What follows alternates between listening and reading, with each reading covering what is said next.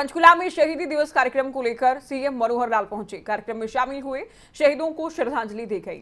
हरियाणा विधानसभा के स्पीकर ज्ञानचंद गुप्ता भी इस दौरान मौजूद रहे। कैबिनेट मंत्री कमल गुप्ता भी शामिल हुए।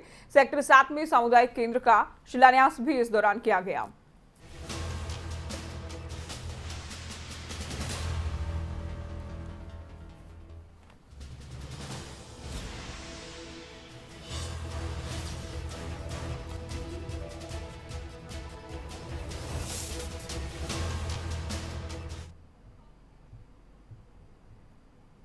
कैसे बढ़ना है। अभी हमने पीछे अपना बजट सेशन समाप्त किया। 2 मार्च से 22 मार्च तक आदरणीय स्पीकर साहब की अध्यक्षता में हमारा बजट का सेशन चला।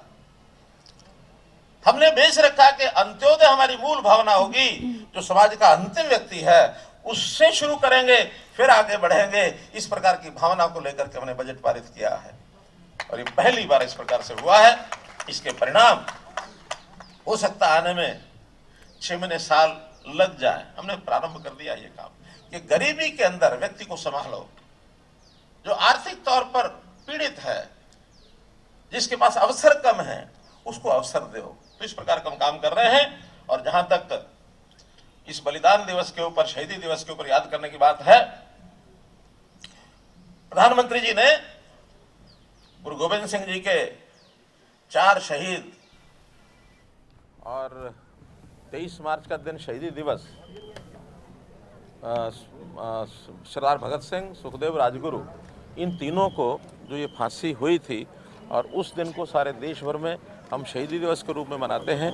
और देश की युवा पीढ़ी को एक प्रेरणा मिले कि देश और समाज के लिए उनको काम करना चाहिए। देश में आज भी सामाजिक बुराइयां बहुत हैं। हम आज़ाद हो गए, उन शहीदों की बदौलत हम आज़ाद हुए, लेकिन आज़ाद भारत में आज समाज के लिए जीने की आवश्यकता है। समाज में कुरीतियां जो हैं, चाहे नशे के खिलाफ लड़ाई लड़नी है, चाहे महिलाओं के विरुद्ध अपराध जो होते हैं उनके खिलाफ हमारी लड़ाई जारी रहनी है, चाहे देश विरोधी गतिविधियां करने वाले ऐसे बहुत से संगठन हैं उनके प्रति, यानी एक प्रकार को जनता में जागरूकता ये पैदा करनी होगी।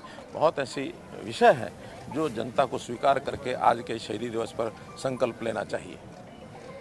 पंजाब में पड़ोसी राज्य में जो सरकार बनी है, वहाँ के जो मुख्यमंत्री हैं वो एक नई बात इस तरीके कर रहे हैं कि हम सिर्फ बहुत ज़्यादा सम्मान करते हैं, फोटो यहाँ लगाएंगे या कार्यालय में लगाएंगे।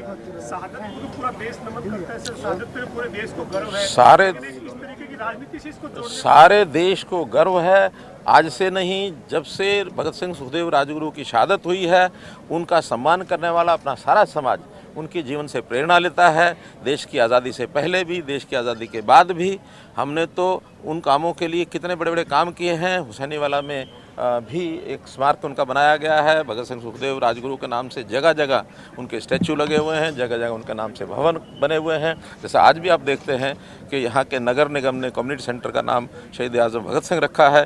तो इसलिए ये इन चीज़ों पर राजनीति नहीं करनी चाहिए, राजनीति से ऊपर उठ के काम करने चाहिए। देश के प्रति, समाज के प्रति एक दायित्व का विषय है। ये किसी एक पार्टी को, किसी एक प्रदेश को इस प्रकार से करना अच्छा नहीं लगता। बाकी वो करते हैं तो उनकी मर्जी है, हमें उसमें कोई बहुत बड़ा विरोध भी नहीं हो सकता। सर, जो आज़ादी के अमृत महोत्सव के जो कार्यक्रम है प्रदेश में सबसे ज़्यादा हुए हैं, और इसी में मैं ऐड कर रहा हूँ जो संगठन की तरफ से मिट्टी लाई गई है शहीदों की, लगातार ये कार्यक्रम हो रहे हैं संगठन के, इन कार्यक्रमों को आप कैसे देखते हैं? देखिए, ये भी देशभक्ति का भाव जागरण करने के लिए किसी पवित्र स्थल की मिट्टी का ला करके और उसके प्रति एक भाव जागृत करना समाज के अंदर, लोगों के अंदर, ये भी अपने आप एक समाज चेतना का विषय है।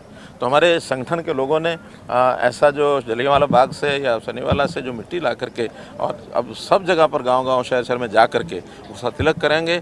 लाखों करोड़ों लोगों को तिलक जब होगा तो स्वाभाविक मन के अंदर एक देशभक्ति की भावना ये जाएगी। अमृत महोत्सव कार्यक्रम को लेकर सर आपने कहा लगभग 1200 कार्यक्रम जिसकी जानकारी भी मुझे है, हो सकता अभी बढ़ भी गए हों, लेकिन 3 दिन पहले तक प्रथम स्थान हरियाणा का उसमें रहा है। और अभी ये कार्यक्रम चलेंगे 15 अगस्त 2022 तक तब चलने वाले हैं।